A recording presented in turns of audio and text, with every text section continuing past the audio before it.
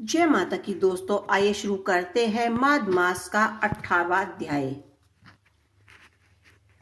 श्री श्रेष्ठ वशिष्ठ जी ऋषि कहने लगे कि हे राजन, मैंने गायत्री जी द्वारा कहा माघ मास महात्म कहा अब माघ मास के स्नान का फल सुनो। हे परंतु तप माघ मास सब यज्ञों व्रतों का और तपों का फल देने वाला है। माघ मास स्नान करने वाले स्वयं तो स्वर्ग में जाते ही हैं, किंतु उनके पिता और माता दोनों के कुलों को भी स्वर्ग की प्राप्ति होती है। जो माघ मास में सूर्य उदय के समय नदी आदि में स्नान करता है, उसके माता पिता के साथ कुलों की पीढ़ी स्वर्ग को प्राप्त होती है। माघ मास के स्नान करने से दुराचार और कुक्रम मनुष्य भी पापों से मुक्त हो जाता है। इस माघ में हरि का पूजन करने वाले पाप समुदाय से छूटकर भगवान के शरण में अदृश्य शरीर वाले हो जाते हैं। यदि कोई आलस्य से भी माघ में स्नान करता है, उसके भी सभी पाप नष्ट हो जाते हैं। जैसे गर्भवर्धन कन्याएं राजा के श्राप से भयंकर काल को भोगती हुई लोमा ऋषि के वचन से माघ में स्नान करने से पापों से छूट गई। यह वार्ता सुनकर राजा दिलीप विनय से पूछने लगा कि गुरुदेव, ये कन्याएं किसकी थी? उनको कब और कैसे श्राप मिला? उसके नाम कथायत ऋषि के वाक्य से कैसे श्राप मुक्त हुआ और उन्होंने कहाँ का स्नान किया? आप विस्तार पूर्वक मुझे कथा कहिए। वशिष्ठ जी कहने लगे कि हे राजन, जैसे अग्नि से स्वयं अग्नि उत्पन्न होती है, वैसे ही यह कथा धर्म और संतान उत्पन्न करती है। हे राजन, सुख संगीत नामक गर्भवर्धन की कन्या का नाम विमोहिनी था। सुशील तथा सर्ववेदी की सुमर, चंद्रकांता की सुरतारा तथा सुप्रभात की कन्या चंद्रिका, ये 5 सब समान आयु वाली ही चंद्रमा की जैसी क्रांति वाली सुंदर थी। जैसे रात्रि को चंद्रमा सुशोभ्यमान होता है, वैसे ही पुष्प और कलियों के समान खिलती हुई यह एक अप्सराएं थी। उच्च पयोधर वाली पद्मिनी, वैसे बैसाख में कामनी यौवन दिखाती हुई नीव पत्तों वाली लता के सदृश्य गोरे रंग सोने के सदृश्य चमकती हुई सोने के अलंकारों से सुशोभ्यमान सुंदर वस्त्र धारण करते हुए उन अनेक प्रकार के गाने और वाणी तथा बांसुरियां तथा दूसरे बाजे बजाने में प्रवीण और ताल स्वर तथा नृत्य कला में निपुण थी। इस प्रकार वे कन्याओं क्रीड़ा करते हुए कुबेर के साथ में विचार रही थी।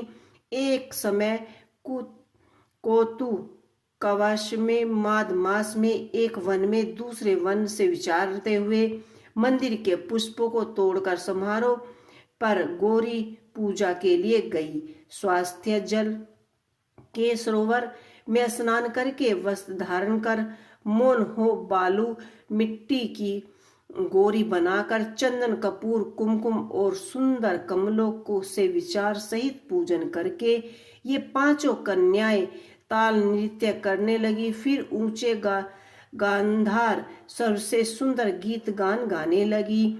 जब ये कन्याएं गाना और नाचने में लीन थी, तो उस अनुचित नामक उत्तम तृतीय में वेद निधि नाम के एक मुनि के पुत्र अग्रित ऋषि स्नान को गए। वह युवा ऋषि सुंदर मुख, कमल सदृश्य नयन, विशाल छाती, सुंदर भुजाएं वाला, दूसरों काम देव के समान था। शिखा सहित दंड लिए, मृग चमन ओढ़े, यज्ञवती धारण किए हुए था। उसको देखकर 5 कन्याएं मर्ग हो गई और उसका रूप एक यौवन देखकर कामदेव से पीड़ित हो देखो देखो ऐसे कहती हुई उस ब्राह्मण के चित्त में कामदेव का डर उत्पन्न करने लगी और आपस में विचार करने लगी कि यह कौन है। रति रहित होने से कामदेव नहीं, एक होने से अश्विन कुमार नहीं, यह कोई गर्वर्धन या किन्नर या कामरूप धारण कर कोई सिद्ध या किसी ऋषि का श्रेष्ठ पुत्र का या मनुष्य है।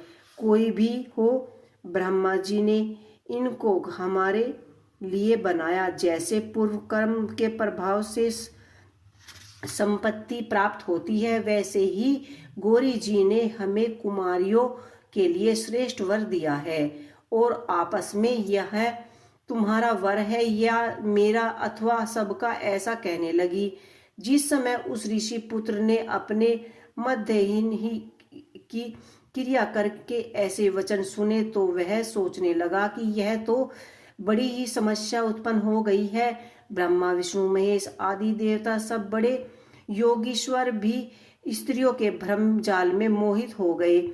इसके तीक्ष्ण बाणों से किसका मन रूपी हरण घायल नहीं हो सकता। जब तक नीति और बुद्धि रहती है तब तक ही पाप से भय रहता है। जब तक तप की गंभीरता रहती है, यम विद्या का पालन होता है, तब तक मनुष्य स्त्रियों के कामरूपी वाणों से बंध नहीं जाता। ये मुझे उत्तम और मृग कर रही है। किन गुणों से धर्म की रक्षा हो सकती है। स्त्रियों के मांस रक्त मूल से बने घृणित और अशुद्ध शरीर में कमी लोग ही सुंदरता की कल्पना करने में रमण कर सकते हैं। शुद्ध बुद्धि वाले महात्माओं ने स्त्रियों के पास रहकर कष्ट कारक कहा, सो जब तक यह पास आवे घर चले जाना चाहिए। अतः जब तक वह उसके पास गई तो वह योगी बल से अंधधान हो गए। ऋषि पुत्र के ऐसे अद्भुत क्रम देखकर वह चकित होकर डरी हुई चारों तरफ देखने लगी और आपस में कहने लगी कि यह क्या इंद्रजल था जो देखते ही देखते विलीन हो गया। और वह विहर की अग्नि में जलने लगी और कहने लगी कि हे कांत, तुम हमको छोड़कर कहाँ चले गए। क्या तुमको ब्राह्मण ने हमको विरहारूपी अग्नि में जलाने के लिए बनाया था। क्या तुम्हारा चित्त दया रहित जो हमारे चित्त द्वारा दुखाकर चला गया। क्या तुमको हमारा विश्वास नहीं। क्या तुम कोई मायावी हो। बिना किसी अपराध के हम लोगों पर क्यों क्रोध करते हो। हे हृदयेश्वर, तुम्हारे बिना हम नहीं जीवेंगे। जहाँ पर आप गए हो हमें भी शीघ्र वहीं पर ले जाओ। हमारा समापन हो और हमको दर्शन दो। दया करो, सज्जन लोग किसी का नाश नहीं करते। तो ये थी हमारी माघ मास के महात्म की 19वें अध्याय की कथा। आपको ये कथा कैसी लगी हमें कमेंट बॉक्स में लिख के अवश्य ही बताइएगा। इसी के साथ जय श्री हरि।